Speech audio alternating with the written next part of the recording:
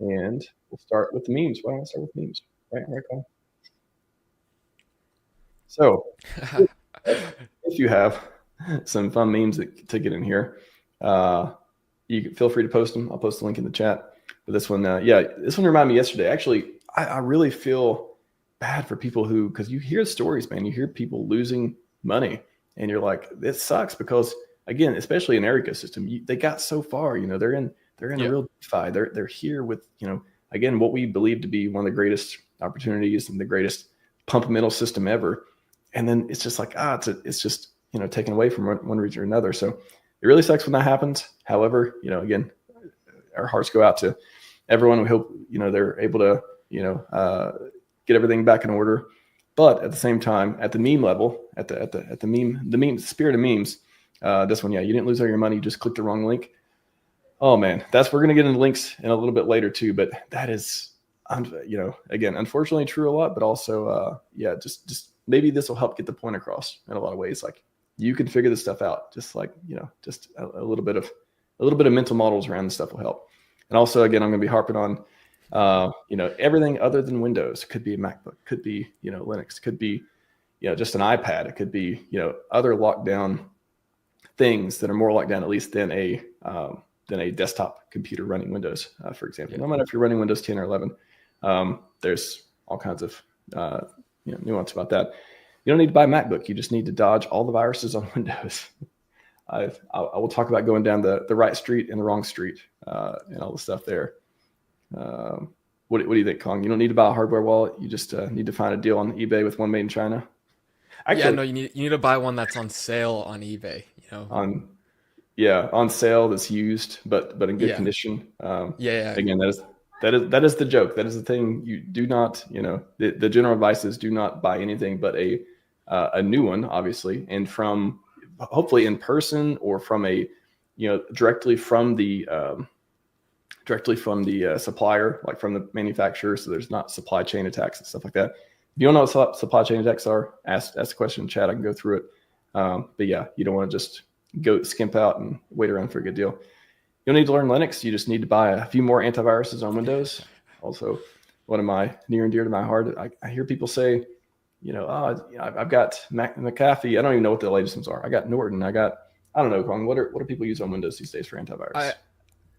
I don't know. I don't think they're very good. I think the built-in one, if you're using Windows, is probably better than a lot of the ones people are paying for. But yeah, I don't know what people are using, but I don't think they're very effective, right? Like, I think they're supposed to catch malware that they're aware of, not kind of new things or something like kind of custom made or something like this. So you're seeing my tune on, I mean, the ideal these days is Windows Defender has been in Windows. The Windows antivirus that's built in has been there for free since like 10 years or so ago now, since like Windows 8 or Windows, whatever before 10. So it's already there.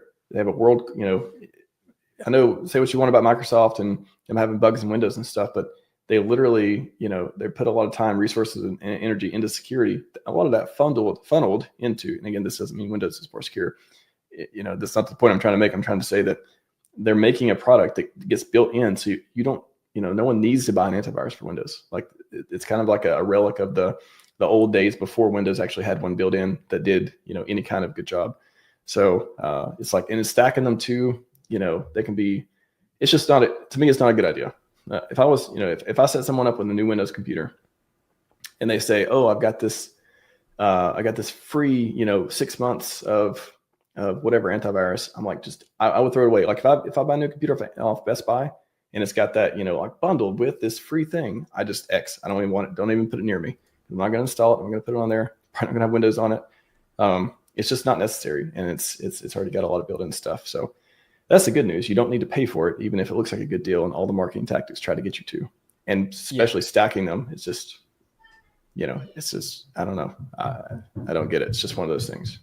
I want to, one other key point, especially we're talking about with privacy, it kind of goes hand in hand with security as well with some of these antiviruses, but some of them do track the websites you're going to, and they are kind of like, they're tracking you, right? And that I think part of some of these antiviruses are that they're trying to stop you from visiting a bad website before like you even have the chance to download malware from it potentially. So yeah, if we were talking about privacy, you probably don't want some random, and I'm saying random, but some of them might not be so random, but you probably don't want some third party antivirus corporation looking at every single thing you Google, right? Whether or not they say they have good intentions or not. Windows probably does enough spying. I don't think you need more like third party kind of antiviruses. So That's a great say point. that as well. Yeah. I mean, that's a great string to pull on too. It's not only can you putting security software, buying security software, not only like you paying for it, just putting it on there could put you putting your computer more at risk. Like there are exploits for antiviruses and security software. There have been for years. They're just software. They're just written to do a specific thing and may not even do that very well. May not even catch, all the stuff that may actually be a threat to you and your profile that you're using on the internet, like what you're doing crypto versus just using email and stuff like that. And they could be collecting all of your data, right? Like, why wouldn't they? Is there anything stopping them from doing it? Have you read the terms of service? No, right? Like they could just be funneling all your data and oh, I got that 6 months free. Well, for those 6 months or more, they may be just collecting your data and not even really providing anything other than this fox, the fox in the sense of FAUX, like that fake kind of like placebo effect of, oh, but I did something. Something's on there. It's probably doing something, so I feel more safe. Too much of that in computers these days. Yeah. I think even Richard's I think less is kind of more, right? Yeah. People think like you have more lines of code or something like this, you have something that's more secure, and it's probably not completely the case. Right? Adding like attack surface. A lot of it is literally adding attack surface. Yeah. So. And then the last one here, you don't need to turn on 2FA. You just need to add a couple more numbers to your password. So this one, 2FA, I mean, we'll get into hardware wallets and stuff a little bit later. Hardware wallets are, the way I explain it, the way I understand it is they're basically 2FA. They're basically 2FA for your crypto, for your wallet. Like they give you an extra button to press physically. So, you can't just, if malware did get on your computer, it can't just and they give you a secure place to generate your seed words. So the whole premise, the whole idea of like hardware wallets make me safe. Hardware wallets are like the panacea that they do everything that like I need one to be secure. The only thing they do, the only purpose of a hardware wallet is if your computer they use crypto on is compromised, they help you not lose your seed words and not get your money, lose your money or then be able to send it out your wallet and stuff. They do that by generating your seed words off your computer on the device, on the secure device. And there's all these attacks for extracting your seed words and stuff too that come up from time to time on that. So if you take care of the physical device, if you have it too, because who knows what new exploit will come out from that. So they stop them. They give you a secure place to generate seed words and not lose them or by someone already compromising your computer. And then they also on transactions they give you a physical button to press to make sure you are the one doing the transaction. It's not some malware that's clicking the button or someone else on your computer that doesn't have your wallet, doesn't have your hardware wallet. It is indeed you clicking the button. So that's, to me, like that's the conceptualization of hardware wallets is they're just 2FA for your crypto and they give you a secure place to generate your seed words. So it's not about passwords. It's not about doing all this. Like it's about giving yourself another, having a complex password or passphrase as it's being adopted more, like passphrase is just a really complicated long password that's made of words and characters and stuff too, instead of just, a few characters that are random or whatever. It's not about just making strong credentials, which is your username, password, whatever it is. It's about having another thing, I know a lot of people probably don't want to do like biometrics. Like I don't like biometrics either, like fingerprints, eyeballs, all that stuff. I avoid them, but that is another way to authenticate you as a person doing something. So something you have, something like a password, something you are, there's a bunch of different ways to look at it, but these are just ways to authenticate you. Two-factor auth, which is, it could be, again, avoid text-based stuff because there's different attacks on that. But if you use like a Google Authenticator, different secure one-time password stuff, a YubiKey is, all those different like hardware devices. Again, a hardware wallet, just a hardware device that helps you press a button, instead of letting the software do all the stuff, which again could be your computer could be compromised. So the software, anything you can do on your computer software wise, an attacker could do if they compromise it. So it's giving you another piece of hardware that attacker, unless the physical attacker is there and they have access to it, they do it, they go through all the stuff. They can't do the same thing. So that's all they are. They're not going to keep your crypto safe. They're just trying to keep, it's not about keeping your crypto. I don't know how to say it. It's not like I'm going to be secure using a hardware wallet. It is now I have 2FA on my money type of thing. I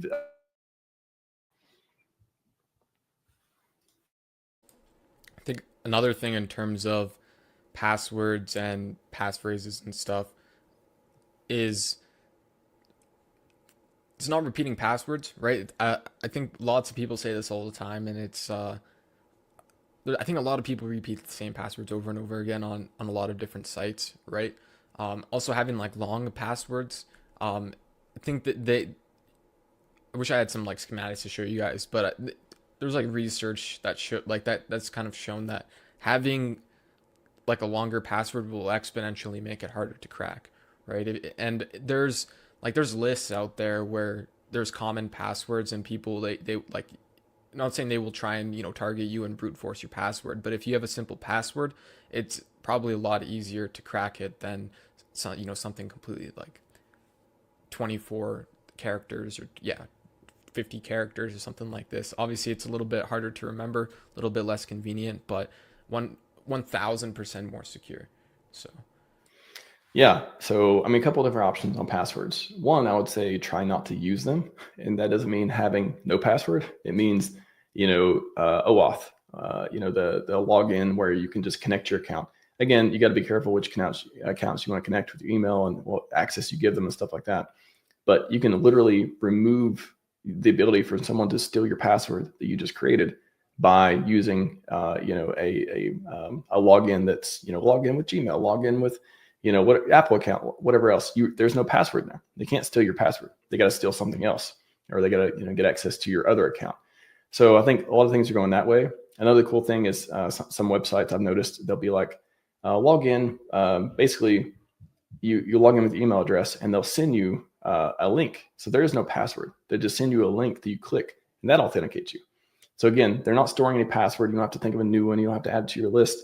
Now, your basically your password is, do you have access to your email account or not? You click the link, you can log in, a one-time deal, and you do that for every single login. So that was a pretty interesting way to make a more frictionless way to be, still, good on security as far as like not using passwords. So one thing is you can just not use passwords. You can use, log in with Gmail, log in with whatever, or some websites support the email authentication. If you do use a password, like Hong said, either a really secure long one, you store it in a secure place, all that stuff, or a passphrase, which is literally, it could be, again, just reading my profile, Scivive 555 before, no offensive advice, like you just put a bunch of words together with a bunch of numbers and characters, something just easier to remember. And by nature, that's could be really long. That could be 40 characters, but you can even remember off the top of your head if it is, something that's memorable, a phrase, and it's got some, some other characters in it too. So it doesn't need to be complex. It doesn't need to be a bunch of random stuff. It can be, but another way is passphrase as well. So those are two good ways to do it. And of course, if you don't use passwords at all because you've offloaded it and just the service supports it, that's another good way too.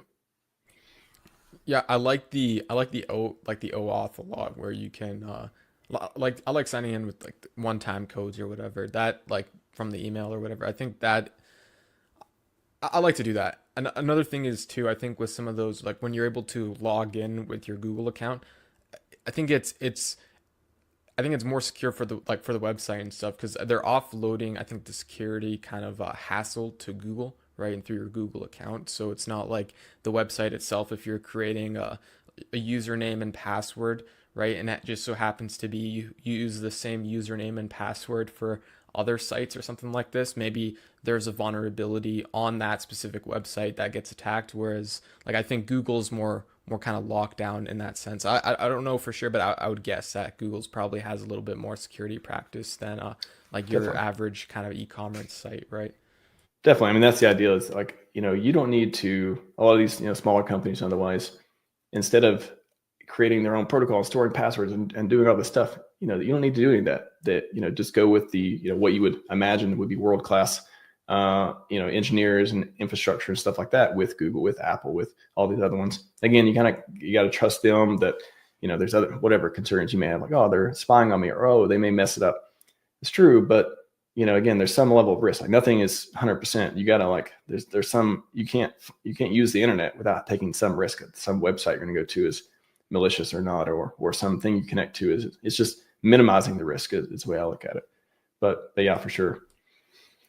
So just to hit this thread real quick, we kind of talked about two-factor auth. Again, prefer text-based versus SMS-based, prefer authenticator apps and hardware stuff versus instead of using text or text SMS-based stuff. And then I'll get to that a little bit more in a second. And then stop using Windows. Again, I'm going to go through, I'll say this again. That's the first time on this stream I've talked about it, but I use the analogy of this. Okay. It's not that Linux is more secure than Windows. It's not that Mac is more secure than Windows. That's not the point. You could have all these technical discussions around that. The point is, almost all viruses are made for Windows. Almost all malware and viruses are made. 99%, 90%, 95%, put whatever high number on it. Okay. So if they're because they're targeting people, if you want to, a lot of bad actors out there, a lot of them are trying to get the most people possible. So they go where the most people are using that stuff. So if you want to have the most common profile that's attacked the most, what is that? Windows, Chrome, MetaMask, for example, like that kind of combination. So if you don't want to have that combination and you don't want to, you want to have something different. Again, there's pros and cons. You don't want to use something that's like just insecure and buggy and nobody looked at because it's different, because they may have other stuff that could go after. But if you use the same common profile that everyone uses, you're going to be, it's like shooting fish in a barrel. Like, you're going to be in the same bucket as everyone else. When they do create that malware, you're going to be susceptible to it each time. So it's not even about the security features of Linux and Mac or Mac or iPad or whatever versus Windows, using a desktop computer Windows. It is about removing yourself from the wrong street.